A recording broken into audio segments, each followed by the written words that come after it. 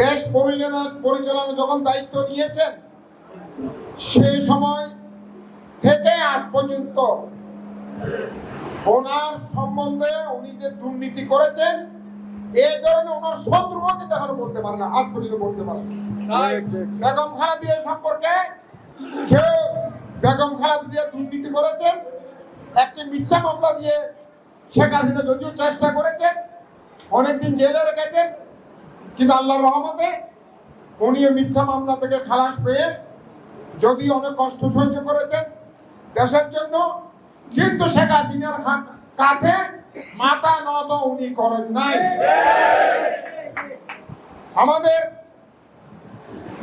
তারুণ্যের অহংকার তারেক রহমান সাহেব, ওনার বিরুদ্ধে অনেক দুর্নীতির কথা বলা হয়েছে, অনেক কল্প কাহিনী দুর্নীতির ওনার বিরুদ্ধে বিভিন্ন ধরনের মামলা করে বিভিন্ন ধরনের ওনাকে হয়রানিমূলক অনেক মামলা দিয়ে ওনাকে ফাঁসানোর চেষ্টা করেছে, কিন্তু বর্তমানে সে মিথ্যা মামলাগুলি সবগুলি কিন্তু বেকসুর উনি খালাস পেরেছে। তাও মামলাগুলি সুপ্রিম কোর্টের মাধ্যমে কিন্তু খালাস পেয়েছে।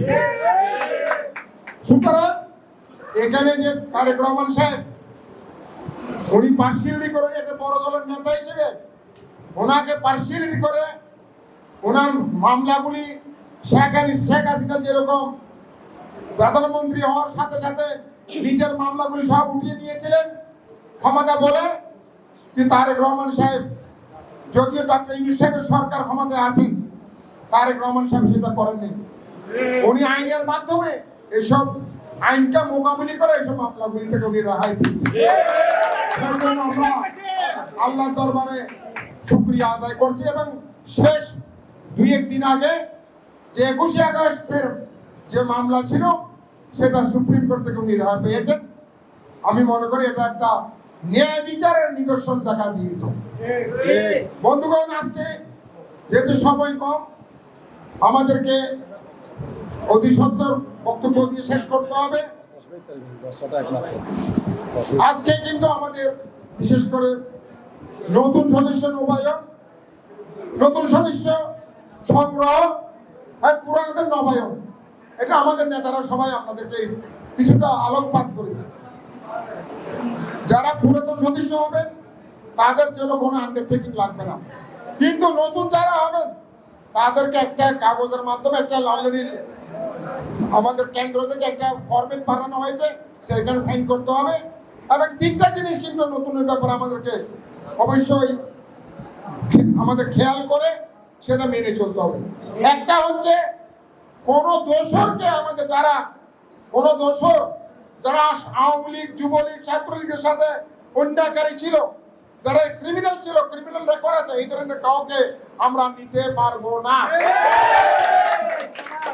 দ্বিতীয় কথা হচ্ছে যারা চাঁদাবাজির সাথে সম্পৃক্ত, টেন্ডারবাজির সাথে সম্পৃক্ত, জনগণের জানমালের ক্ষতি করে এই ধরনের প্রমাণ রয়েছে, তাদেরকে কোনো অবস্থাতে নেওয়া যাবে না। তৃতীয় কথা হচ্ছে তাদের জন্য যদি কোনো ধরনের সামাজিক অবস্থান খারাপ থাকে, সামাজিকভাবে তাদের অবস্থা অত্যন্ত নীতিবাচক নৈতিকতা বর্জিত আছেন, সেই ধরনের কোন সদস্যকে নবায়ন আবার আমাদের সদস্য সংগ্রহ করা যাবে না।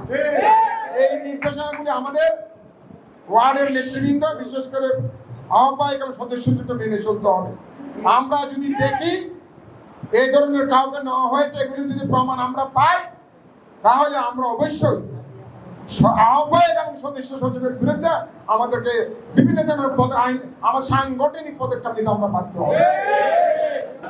বাংলাদেশ জাতীয়তাবাদী দল, আমাদের দল প্রতিষ্ঠা করেছিলেন আপনারা জানেন, বাংলাদেশের স্বাধীনতা যুদ্ধের মহান ঘোষক, বাংলাদেশ জাতীয়তাবাদী দলের প্রতিষ্ঠাতা, জ্যাড ফোর্সের অধিনায়ক মুক্তিযোদ্ধা শহীদ জিয়াউর রহমান।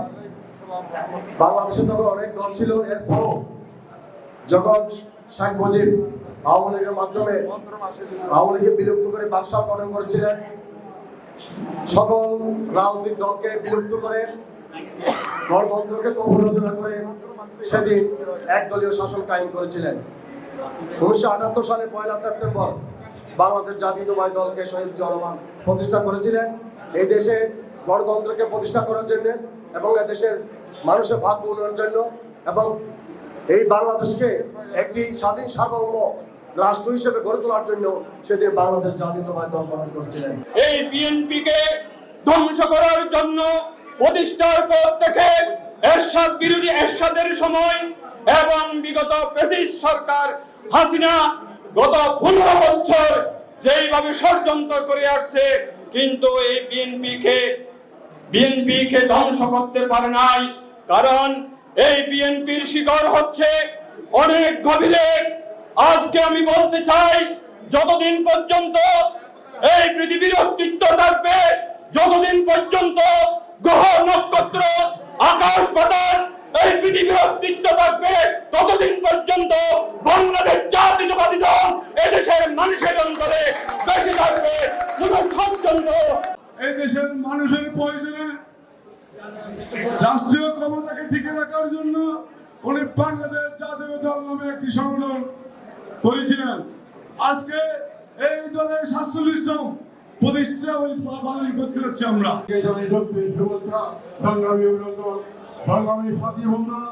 আমার বক্তব্যের প্রারম্ভে আমি সর্বপ্রথমে শ্রদ্ধার সাথে স্মরণ করি, যে ব্যক্তির জন্ম না হলে বিশ্বের দরবারে বাংলাদেশ প্রতিষ্ঠা হতো না। যে ব্যক্তির জন্ম না হলে আজকে এখানে দাঁড়িয়ে আপনাদের সঙ্গে বক্তব্য রাখতে পারতাম না।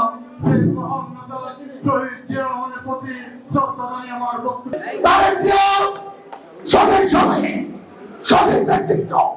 সঠিক নেতৃত্ব নির্ধারণ করেছেন। আমরা অনেক সময় আমাদের বাইরের মধ্যে প্রশ্ন থাকে, ব্যক্তিগত মনে রাখবেন, যিনি আগামীতে নির্বাচন করবেন, যিনি শহীদ জিয়া যাকে সিলেক্টেড করেছেন, তাকে এই দলের দায়িত্ব দিয়েছেন।